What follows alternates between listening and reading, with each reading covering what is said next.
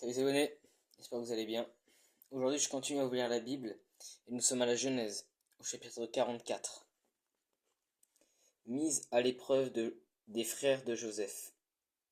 Joseph ordonna à son intendant, remplis de nourriture les sacs de ces hommes, mais en autant qu'ils pourront emporter, et mets l'argent de chacun à l'entrée de son sac. Tu mettras aussi ma coupe, la coupe en argent, à l'entrée du sac du plus jeune, avec l'argent de son blé. L'intendant se conforma aux ordres de Joseph. Le matin, dès qu'il fit jour, on renvoya ces hommes avec leurs ânes. Ils étaient sortis de la ville et n'étaient pas très loin lorsque Joseph dit à son intendant, pars à la poursuite de ces hommes. Quand tu les auras rattrapés, dis-leur, pourquoi avez-vous rendu le mal pour le bien? N'avez-vous pas la coupe dans laquelle boit mon Seigneur et dont il se sert pour deviner l'avenir? Ce que vous avez fait est mal. L'intendant les rattrapa et leur répéta ces paroles. Ils lui répondirent, pourquoi notre Seigneur parle-t-il de cette façon? Tes serviteurs n'oseraient pas commettre un tel acte.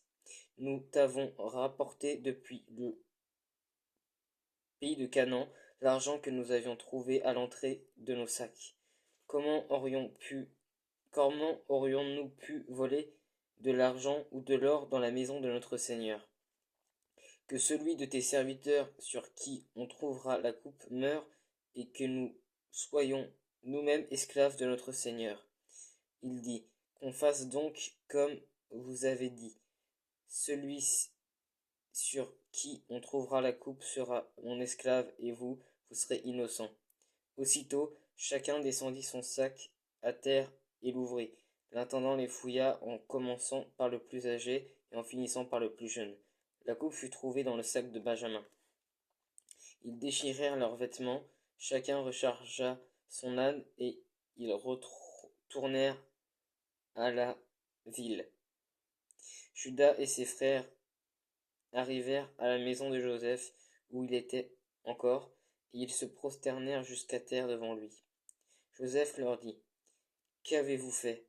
Ne savez-vous pas qu'un homme comme moi a le pouvoir de deviner l'avenir?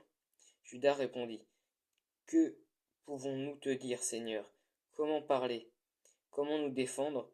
Dieu a découvert la faute de tes serviteurs. Nous voici tes esclaves. Seigneur, nous et celui qui a trouvé la coupe. Joseph dit, que Dieu me garde de faire cela. C'est l'homme sur qui on a trouvé la coupe qui sera mon esclave. Quant à vous, remontez tout en tranquillité vers votre père. Judas alors s'approcha de Joseph et dit, pardon, mon Seigneur, veuillez autoriser ton serviteur à dire un mot, mon Seigneur, et que ta colère ne s'enflamme pas contre ton serviteur, car tu es pareil au Pharaon. Mon Seigneur, tu nous as demandé, à nous tes serviteurs, avez-vous un père ou un frère? Nous avons répondu, nous avons un vieux père et un jeune frère qu'il eut dans sa vieillesse. Cet enfant avait un frère qui est mort, et qui était de la même mère. Il ne reste que lui, et son père l'aime. Tu as dit à tes serviteurs, faites-le descendre vers moi, et que je le voie de mes propres yeux. Nous t'avons répondu, Seigneur, le garçon ne veut pas quitter son père, s'il le quitte, son père mourra. Tu as dit à tes serviteurs, si votre jeune frère ne descend pas avec vous, vous ne serez plus admis en ma présence. Lorsque nous sommes remontés auprès de ton serviteur, mon père, nous lui avons rapporté tes paroles, mon Seigneur. Notre père a dit, retournez nous acheter un peu de nourriture.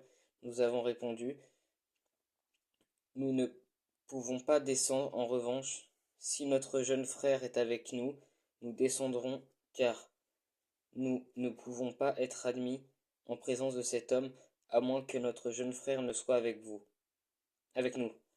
Ton serviteur, notre père, nous a dit, Vous savez que ma femme a donné 2 fils. L'un est parti de chez moi.